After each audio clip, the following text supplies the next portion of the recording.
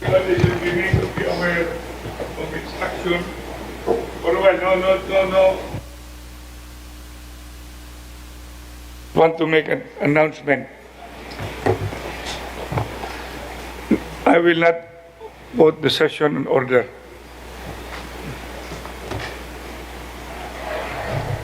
Just want to remind that I made a communication, and the communication, if I am not mistaken, is very clear. This session is pursuant, ought to be under the general community quarantine.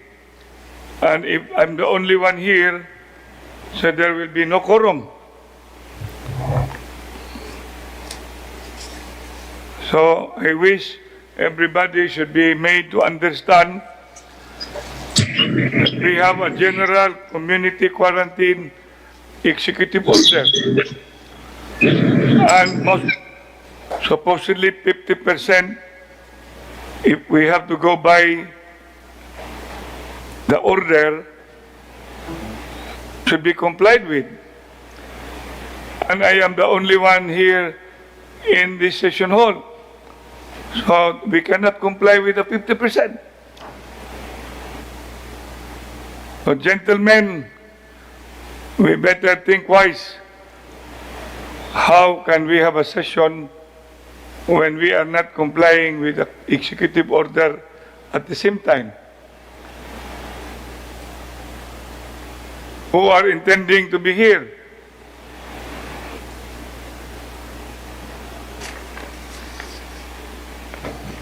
Am I being heard?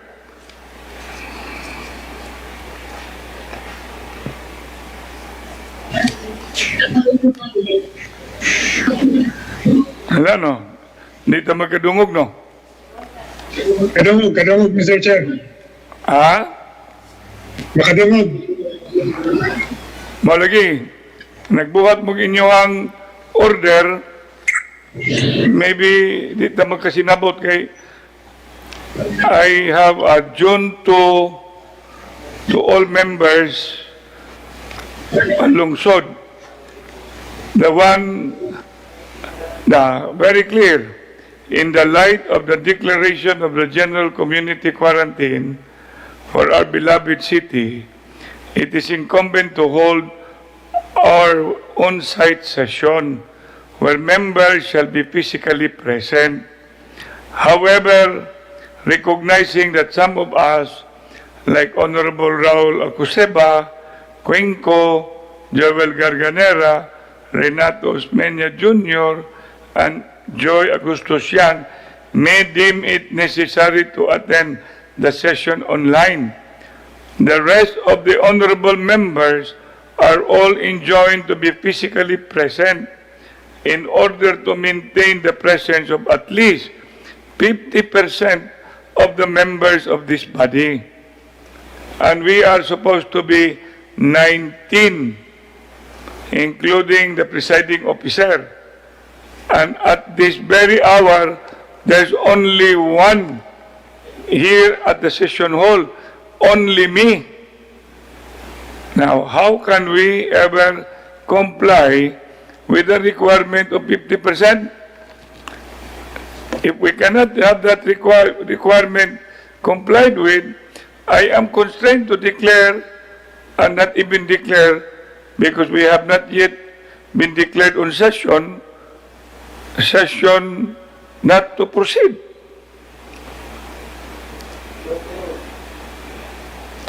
So I wish that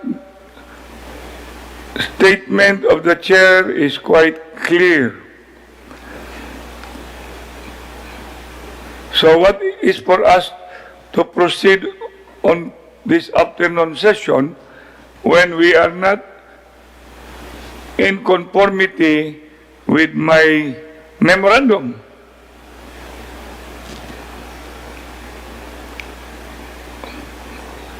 Nagadungog mo? Mr. Chairman. Mr. Chairman. Should I wish, yeah, Honorable Archibald. Yes, I can hear you, pero there's an echo. But anyway, since I think everybody is here, so we'll just proceed. No. Not everybody is here at the session hall. I'm only alone here. And that's not the way we are supposed to be conducting the session this afternoon.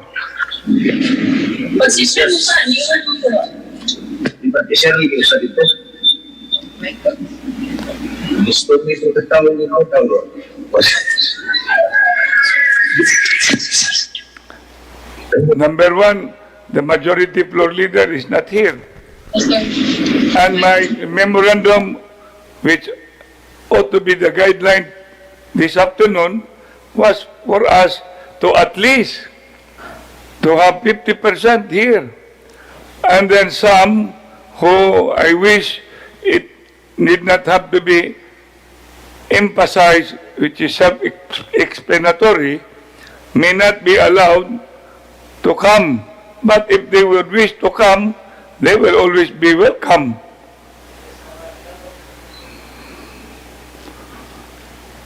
Unless you will present medical certificate that you are all on COVID, then why do we have to have a session?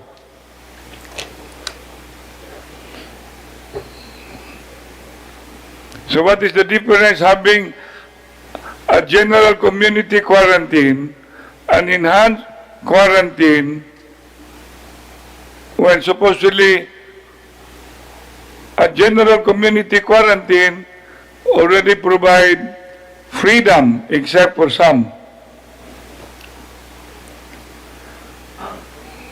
So if we cannot attain that situation, then we do not have to have a session this afternoon.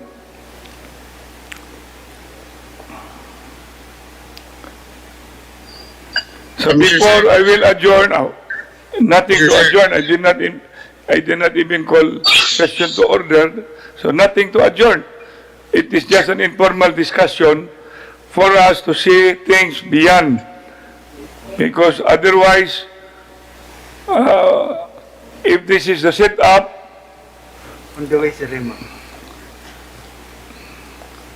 that's why I want things clarified so that by next week, what is the problem with having 50%? If I start asking, unless you will tell me you are on quarantine, or some medical certificate will bring you because you are a senior citizen or having symptomatic.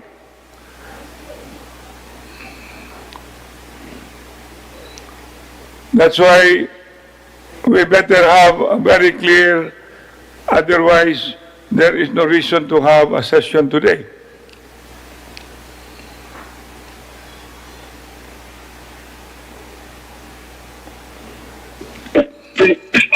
Chairman. Chairman. Councilor Yang, Mr. Chairman. Mr. Chairman. You know,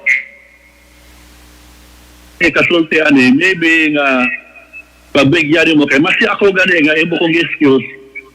Ang sabot na ko sa imong memo nga pwede may makapili wala o dili. So I think everybody and even me Mahuna mo kumuha diya, kung decide na lang kung mo-online ko because atot makapili may maka-online ba, di ba? So, in that respect, Chairman, I think akaroon pa na yun ang tala na kung makakorong ta. Secondly, Mr. Chairman, may I suggest, na dili na mahimo nga 50-50, nga i-allow online o siya dili.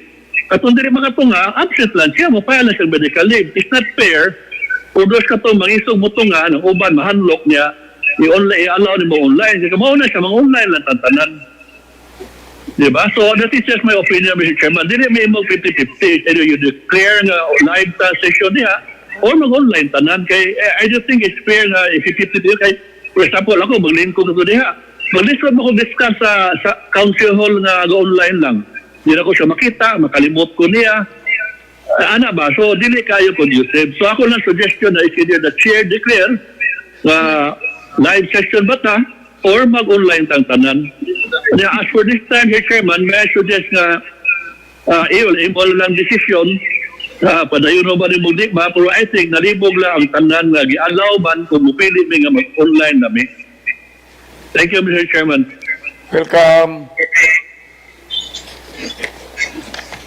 Mr. Chairman. Councilor Cuenco. Mr. Chairman. Magasulti ba ko, Mr. Chairman? Yeah. Anyway, I heard you. Councilor Cuenco, go ahead. Naglibog ang atong mga kauban kung asa gayud ang atong lugar din atong himuon atong sesyon. Alam ka na ako, mas maigod nga anhatantanan sa second hall. Anong mahadlok mataman na diya? Isn't the place fumigated? And if it's not fumigated, why don't we order a fumigation of the whole place so it will be safe? And also, why kinahanglan ko na ata diya na magmaskarata? Kay if the place is safe, ngano magmaskara po man ta? Kay maskara pa ta, ang atong sulti kining di madunggan sa uban. Dili klaro. So ako so Mr. Chairman, we decide once and for all today whether we will stay at the session hall or not.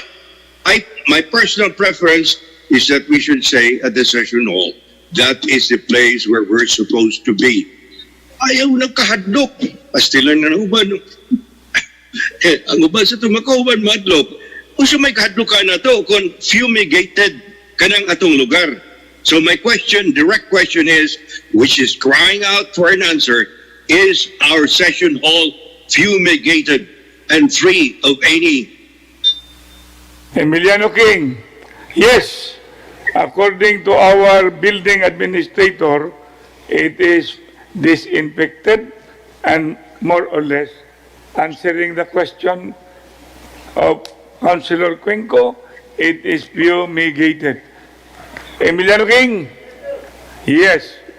So, anyway, I will agree with Councilor Yang that if dili mo manunga, then absent,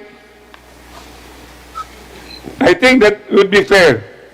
And then if na may medical concern, then you are going to be considered on medical leave. And that's why I was telling we should have less people here in the council now than more. So I think that probably be a very clear position. So the chair would like to declare that there will be no session today and we should just see each other on Wednesday. All should be around. Next week. Mr. Chairman. Understood, Mr. Chair. Understood. Chairman, Session hall. Mr. Chairman, I agree, Mr. Chairman.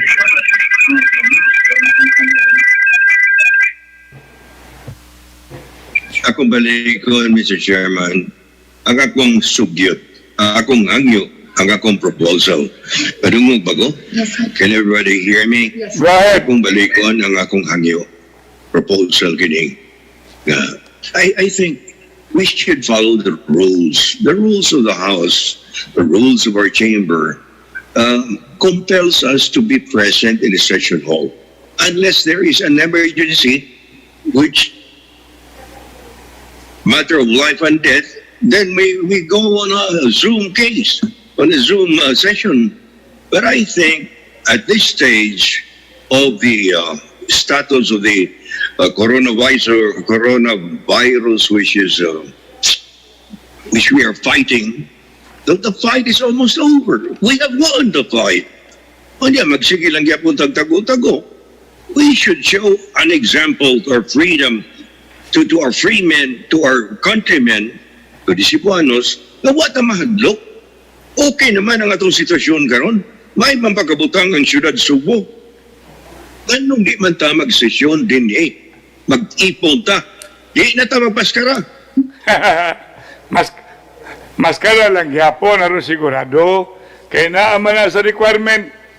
Di ba, Councilor Garcia?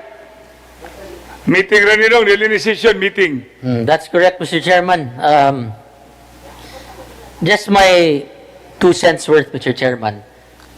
Daghan kaayo ta og mga importante nga mga agenda that we have to discuss and we have to dispose of.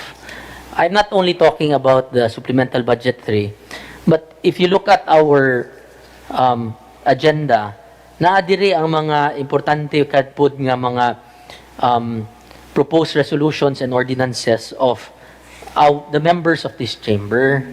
So in fact, there are also some from some letters and endorsements that are also important that this body will dispose of. So ang ako alam, Mr. Chairman, I find it layo-layo na yun doon, Mr. Chairman, nga Wednesday pa ta mag-session.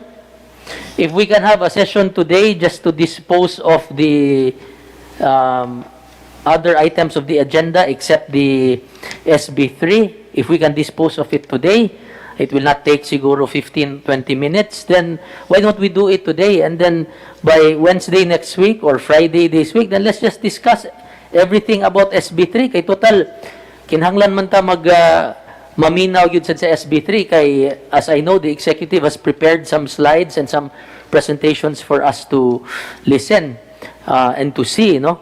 So that we can be guided as to our decision on this particular matter. So, ang ako if we have a quorum today, let's just take up everything that's in the agenda that's not related to SB3 so that we can dispose of it, and then our next session, let's just discuss SB3. That's all, Mr. Chairman. Anyway, I will exercise my prerogative also as the chairman of this council. Because no matter what, klaro man ang atuang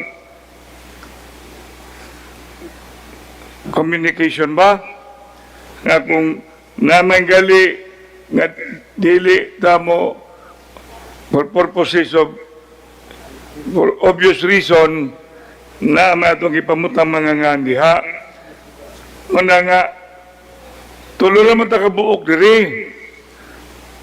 Wala mo mo comply sa 50%. So, kawa mo mo comply sa 50%, then there's no reason nga nung mo proceed ta. Meeting rani. Okay? This is only a meeting. Mr. Chair. Councilor Guardo. Yeah, I just wanted to be recognized, Mr. Chairman, before we adjourn, that I am present in this chamber, Mr. Chairman. Wala adjournment, meeting rani. A meeting lang eh. Meeting lang yun. I am not really put the government that we are on session. Because Mr. wala Chair. man mo comply sa instruction. So, katong Mr. Chairman, katong those who are online, they are not recognized? They No, are not counted? we are not 50%. The requirement that we are supposed to have, if we want to follow the general community quarantine, kay mo nang kalakiha, we are the one violating. Ang mga sa gawas, 50%. Am I correct, Councilor Garcia? Yes, Mr. Kaya Chairman. mga supposedly what we call the origin, where the so-called executive order came from, tulo na takabuok diri. Sumuna nga, taking the cue from Councilor Quinco, total na pa may oras, huwaton mo. We will wait for you. Haron makasesyon ta. Di pwede. Ang namuwat naman ta sunod. So we only need how many? We need only how many? 7. So please, in the meantime, we will wait for you for 30 minutes or 1 hour. 30 minutes. 30 minutes. Whoever are just nearby, and I'm pretty sure you are nearby, like Councilor Quinco, we are only needing how many? 7 to have the 50%. Then next session, we will have all being required to be here at the session hall. Okay? So in the meantime, meeting is Not adjourn, but on recess. Chairman, sumpay sa mong gisulti. Doon na sa ko'y concern, no? Kini kung atong gibuhat karon nga mambo-jumbo, kanang saksak sinago, mahimong tambong tadiya, sa session hall, o mahimong arilan ta sa atong respective nga mga opisina o balay ba, pag-communicate. There is a problem about communication. Kini atong Zoom nga sistema, sa kanunay mapakyas dili maayo ang atong communication, maputol-putol, dili ta madungog, di ko kadungog nimo, di sa kakadungog nako, nila dayo dili maayo, dili conducive to a smooth proceedings. Amin ninyo, sa House of Representatives, while I was a member, there was no instance na ang mga miyembro sa House of Representatives dili maghimo silang sesyon inside a session hall, hindi batas ang pambansa. It was only during martial law nga wa sila makaadto tungkol kay gisirhan man ni Marcos. Oro na doon na ba tayo kakulian karon? Aron dili ta magtigom diya sa session hall mismo. Ano? Sige. Anyway, we will wait for you for 1 hour. Itong gidiskutir karon ng budget. Remember that the budget is the most important piece of legislation. We should spend more time on it, and we must dedicate fully our attention to it. And the only way to do that is to be together in one place Okay, at the session hall. we will wait for the rest so that we will have 50%. The next session, all will have to be at the session hall. And those not being at the session hall are considered absent.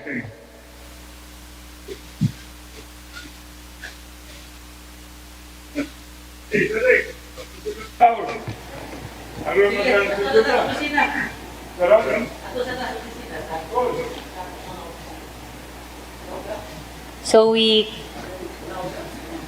please come back at time check. My time is 2:36. Please come back at 3:36. Thank you.